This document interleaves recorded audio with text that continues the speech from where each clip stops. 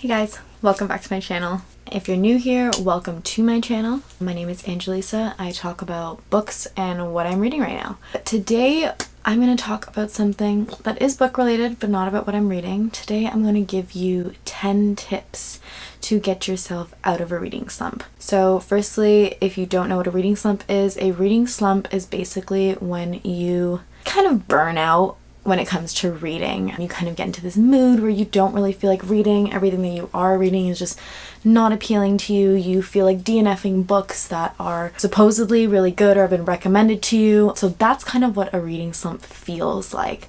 And today we're going to talk about a few things that you can do to kind of try to get yourself out of that slump. So the first tip I have that I usually try first, and I think of it as a palate cleanse, is to switch genres.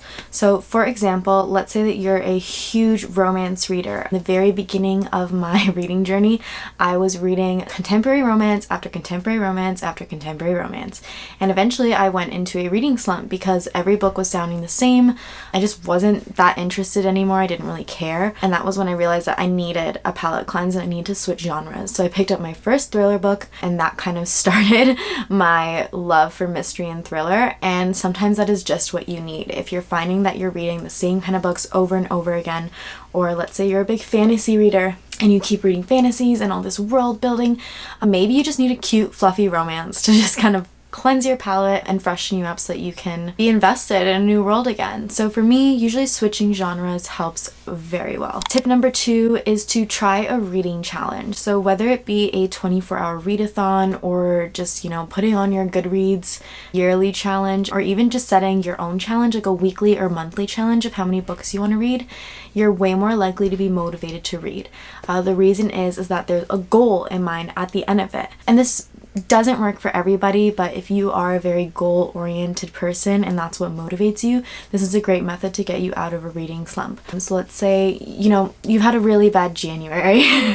You didn't read as many books as you wanted. So maybe in February you set a goal for yourself where you want to read 10 books, and then mid-February you're like at 4 books, so it kind of just motivates you to want to read more because you want to get to the end of your goal. My third tip is to reread a favorite book that you have. So this usually helps me very well. It's almost guaranteed to get you out of a reading slump. The reason being is that you already know that you like this book. There's a spider in my room and I need it gone now. I don't know what to do.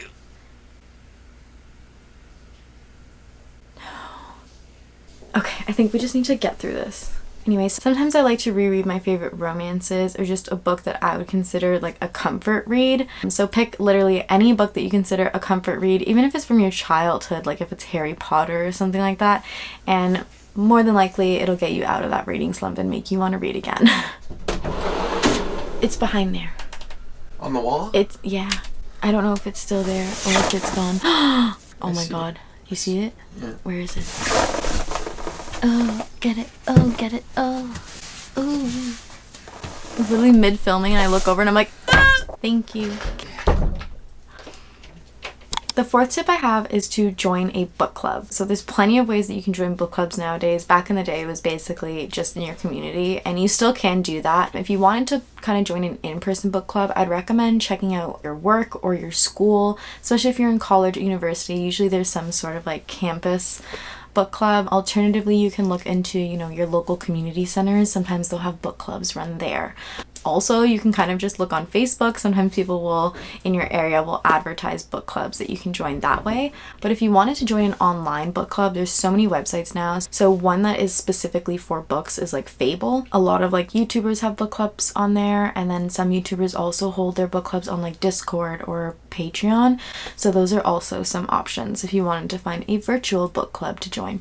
And what a book club does is it kind of holds you accountable because you're meeting with people to talk about this book. So it kind of motivates you to read because kind of like in English class when you had a report to do every week or whatever on a book, let's say it was like To Kill a Mockingbird or something like that. Book club, while you don't have reports to do, you do have like those meetings or, at the end of the month where you're going to talk about the book. So it kind of just holds you accountable and motivates you to read. The next tip I have is to read a few pages from different books. So let me explain. In university, I got this advice from someone regarding if you're having a hard time like starting a task that you really don't want to do. And what they said was to just do the task for 5 minutes and see if you like it or if you kind of enter into a flow. And the same thing can be said for books. So the way that you can do this for books is that, you know, pick a book, read the first chapter. If you're not feeling it, just move on to the next one. You can always reread it at a later date when you are feeling it. If you're not feeling it, move on to the next one, read the first chapter. Keep on doing that until you find a book that is capturing your interest and makes you literally not want to put it down. The next advice is to actually not read a book, but maybe try a different format. So you can do this by reading a novella. It's a little bit shorter than a book, so it kind of holds your attention for a shorter span and you're more likely to want to just go through it, especially if like once you go through the first 50 pages, you're already like 30% through the book. You almost want to finish it, right? Another way you can do it is by reading like short stories or like an anthology of short stories. Switching to like a graphic novel as well. That's another like short form version of a book that would just capture your attention for less time and like more likely that you'll want to finish it. Alternatively, what you could do, and this kind of helps me sometimes, is like I like to put on an audiobook and just kind of do tasks around my house, because sometimes that's what isn't allowing me to read, is I have so many things going on that like I need to do and I want to read, but I just can't get into it because of everything going on.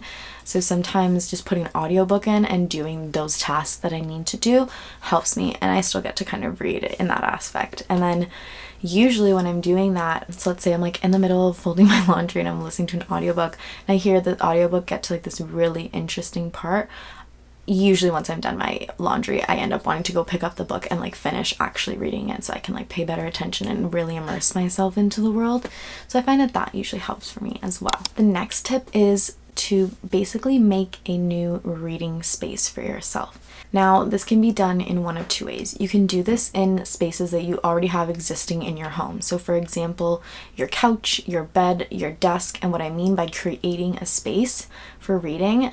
So let's say that's just like throwing some like pillows and blanket on your couch and just kind of getting cozy and lighting a candle and like having a tea ready for you, just getting you into the space of reading. You can do the same thing on your bed or at your desk, but alternatively, if your budget allows it, you can also just make an actual reading space.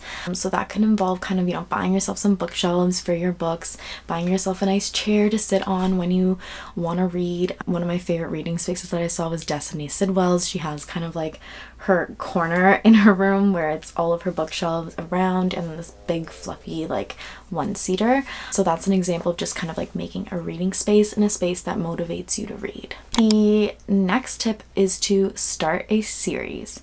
So series are a great way to get out of a reading slump because each book usually ends on either a cliffhanger or an open-ended, like setting up the next book. So it makes you want to continue reading. A great example of this is like a Throne of Glass series or even like an ACOTAR series. Like you're kind of left with like, oh my god, okay, what's gonna happen next? I want to keep reading these characters, keep being in this world. So I find that if you start a series, usually your reading slump kind of gets a little bit cured. The second to last tip is to read books that are recommended by your favorite author or booktuber or booktalker.